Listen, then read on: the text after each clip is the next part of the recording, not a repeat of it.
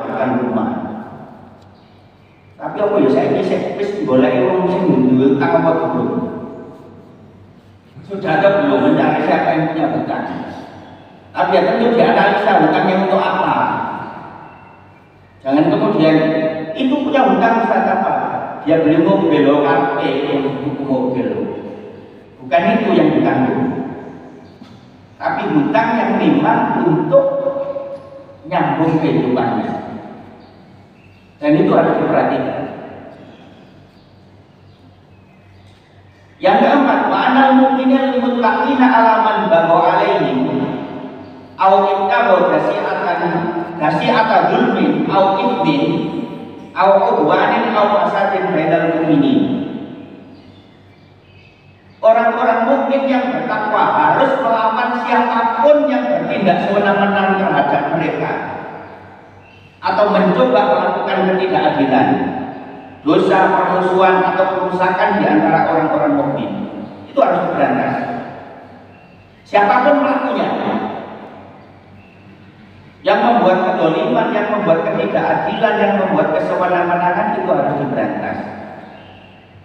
Memberantas kedolimannya, memberantas kesewenang-wenangannya, bukan diberantas orangnya. Bukan berarti itu perlu dibina, tapi ditambah dibinasakan, bukan itu. Nah itu konsep yang dibangun oleh Rasulullah SAW. Adil, kedoliman, kesewenang-wenangan itu muncul dari mana? Itu harus ditiadakan. Apakah itu dari orang mukmin sendiri ataukah di luar dari orang mukmin? Tentu pakai metode, tidak kemudian serampangan. Ini mumpung ada konsep dari Rasulullah SAW kemudian tidak menggunakan metode. Tentu tetap bil hikmah itu. Nah itu penting.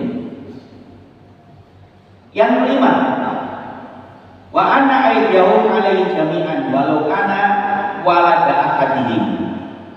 Semua tangan mereka harus bersama-sama melawan orang tersebut, yaitu orang yang dolim tadi, orang yang berbuat kesewenang-wenangan, orang yang tidak memberikan keadilan.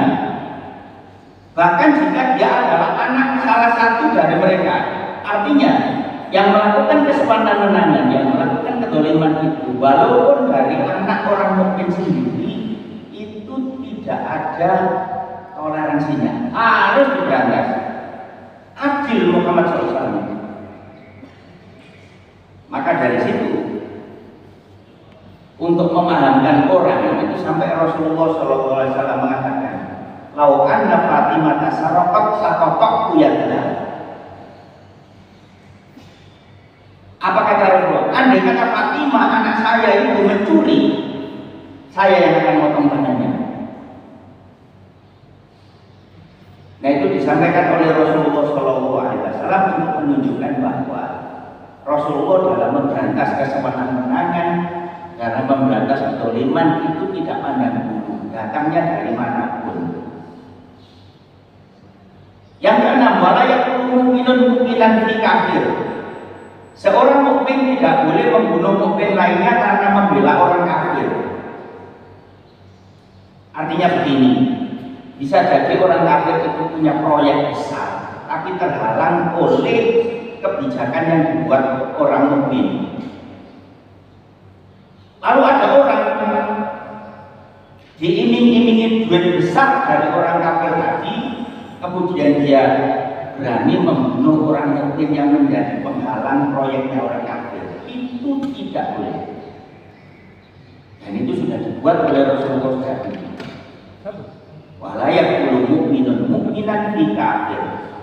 Seorang mukmin tidak boleh membunuh mukmin lainnya karena membela orang kafir.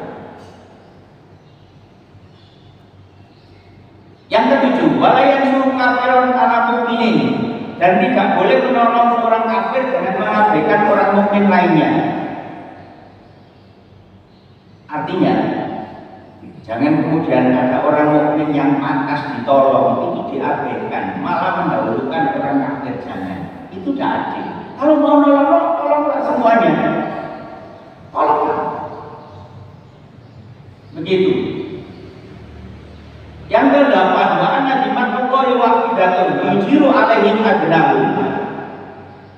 Jaminan perlindungan dari Allah adalah satu.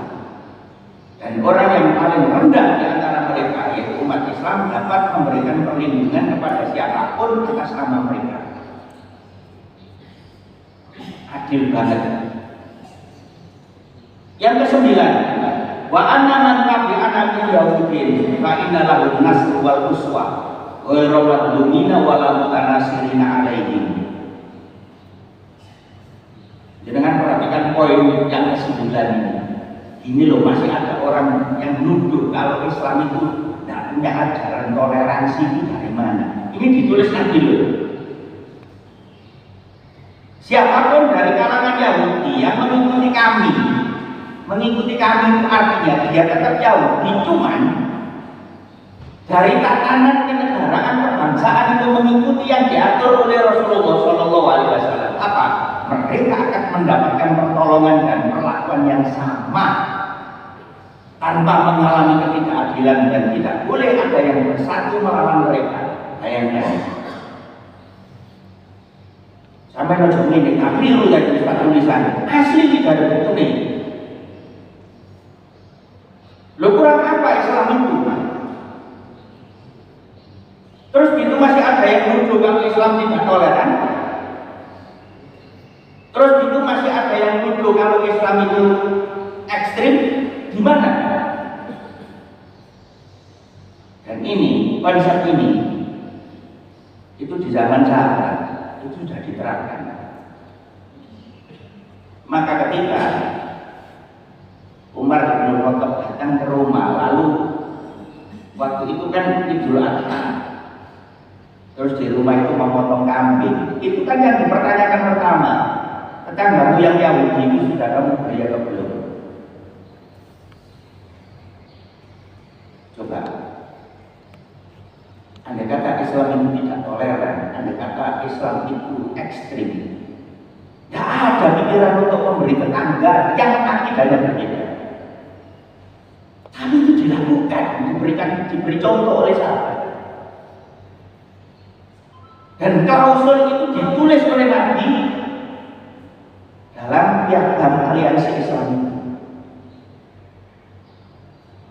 Loh, ini kok masih, sekali lagi kok masih ada nuduh Islam yang tidak toleran itu di mana? Coba. Loh, ini jelas Yahudi kalau mengikuti kita. Ya sudah. Kalau Bapak Ibu sekarang ada yang berpikir, lah kenapa dulu Nabi kok memerangi orang Yahudi dan mengusir dari Madinah? Itu kesalahan mereka. Sudah membuat perjanjian damai, khianat. Dan itu kan menyalahi yang ditandatangani sendiri. Andai kata karena keyahudiannya itu tidak masalah. Tapi yang diberantas oleh Rasulullah saat itu adalah kesewenang-wenangannya. Waktu itu kan begini, misal kalau Bapak Ibu memikirkan tentang orang Yahudi yang di Bani Quraidah itu, yang setelah itu diusir oleh Rasulullah SAW harus keluar dari Madinah itu kan begini. Setelah menandatangani piagam Madinah, kita oke, kita hidup bareng-bareng. Begitu. Macam-macam riwayat. Ada yang bilang beberapa hari baru ditandatangani itu sudah berkhianat. Apa yang terjadi? Ada seorang muslimah yang belanja di pasar Bani Qainuqa. Itu dilecehkan. Lalu seorang muslimah itu duduk. Lalu jari seorang muslimah ujung bawah itu diikat ke kerudungnya. Lalu disuruh berdiri. Apa yang terjadi? Mesti auratnya terbuka. Masa iya Ustaz, nanti di rumah jangan coba. Ibu, gimana hal itu menjadi pelecehan ini? Jangan coba nanti cari ujung bawah, diikat ke kerudung terus dengan berdiri. Jangan dicoba di masjid, di rumah nanti. Oh begini ya, bentuk dulu. orang yang di awal mengingkari perjanjian lalu menggoda atau melecehkan kaum muslimin karena dia ingkar dari apa yang ditandatangani, maka kemudian dikeluarkan oleh Rasul dari Madinah. Dan sebenarnya itu bertetangga. Bani Quraisy itu posisinya itu dekat dengan Masjid Kuba. Yang mungkin kemarin diceritakan Ustaz Adidaya dari sini tentang sisa apa namanya, kalau pondasi tempatnya itu waktu saya kuliah masih ada, Allah alam sekarang. Dan tokohnya itu kan namanya Ka'ab bin Ashraf, itu tokoh Yahudi saat itu membunuh khianat. Loh gitu loh. Kalau nggak ngerti sejarah dibilang bahwa oh Islam itu nggak toleran, buktinya tidak mau bersatu dengan orang Yahudi di Madinah, tidak menyebutkan kesalahannya, langsung menuduh kalau orang Islam itu ekstrim, padahal yang memulai mereka sendiri. Setelah itu lari ke Khaybar. Jaraknya antara Madinah dengan Khaybar itu sekitar 60 kilo. Di Khaybar lo nggak mau diem, malah dia itu melobi orang kafir Quraisy Mekah ngajak merangi kota Madinah. Terus siapa yang salah? Itu kok masih menuduh umat Islam. Nah ini kita harus memahami semuanya, sehingga kemudian kalau ada statement menuduh kalau Islam nggak toleran itu kita bisa menjelaskan dan bacakan poin-poin yang ada di aliansi Islam itu. Yang ke-10, wa annasil mu'minina wa aqidatun wa la yusalimu mu'minun guna mu'minin fi qitalin fisabilillah illa ala sawa'in wa adlin bainahum. Perdamaian kaum mukminin adalah satu dan tidak boleh seorang mukmin membuat perjanjian damai tanpa persetujuan mukmin lainnya dalam pertempuran di jalan Allah, kecuali harus sama dan adil. Ini maksudnya begini, kalau memang damai-damai dan jangan coba-coba ada kelompok kecil berangkat sendiri untuk membuat perjanjian tersendiri. Waktunya boikot semua, itu sesuai dengan kesepakatan orang mukmin. Jangan kemudian ada kelompok kecil berangkat sendiri. Kemarin ada yang begitu ya modelnya. Kayaknya ada kemarin itu. Orang pemerintah sudah memutuskan, misalnya dengan orang Israel ya, pemerintah sudah memutuskan mengecam Israel. Loh, kelompok cilik budal diri ya. Bola ya, aku pura-pura lali wes itu. Padahal Islam Rasulullah sudah mengajarkan harus bareng dan jangan membuat kelompok kecil aneh-aneh gitu. Coba ini perdamaian kaum mukminin adalah satu dan tidak boleh seorang mukmin membuat perjanjian damai tanpa persetujuan mukmin lainnya dalam pertempuran di jalan Allah, kecuali harus sama dan adil. Saat ini Israel dalam Palestina, kemudian negara-negara itu pada ramai ngecam Israel. Ngono ya harus budal diri. Ada yang berangkat sendiri, itu aneh. Ngono cari kami ini sunnah. Astagfirullahaladzim. Padahal sunnah kayak gini loh. Asli ini sunnah yang ditulis Nabi. Coba. Yang ke-11, wa anal mu'minina yubiru ba'duhum ala ba'din bimana la dima'un fisabilillah. Orang-orang mukmin harus saling membela satu sama lain dalam hal apapun yang menyangkut darah mereka di jalan Allah. Saling membela. Nah, kekuatan seperti ini itu sudah dibaca oleh orang yang memusuhi Islam, sehingga mereka berupaya bagaimana caranya orang mukmin itu tetap berkotak-kotak, tidak menjadi satu kesatuan. Apalagi mereka memahami bahwa orang mukmin misalnya sekarang ke Indonesia itu ormasnya banyak. Oh itu tambah dipertajam. Terus pokoknya ojo nyambung lah. Antara ormas satu dengan yang lainnya jangan nyambung. Dan itu sudah pernah saya ceritakan masalah Sasdinkois dulu ya. Sasdinkois dengan kata itu spesialisasi Yahudi yang tidak mau kalau orang Islam itu bersatu.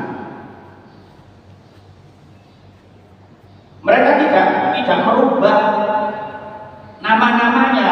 Misalnya di Indonesia ada ormas ini ada dan juga. Yang penting jangan ada mereka itu bersatu. Dan itu mereka lakukan sejak zaman Nabi. Nabi kan berhasil menyatukan Aus Khazraj. Sasdinkois itu tidak terima. Maka Aus dan Khazraj ini disulut emosinya biar tetap perang seperti di zaman jahiliyah. Dan itu sudah pernah saya ceritakan. Sebelum terjadi pertempuran itu sudah terdengar oleh Nabi. Lalu Nabi mengumpulkan sahabat semuanya dan menceramai.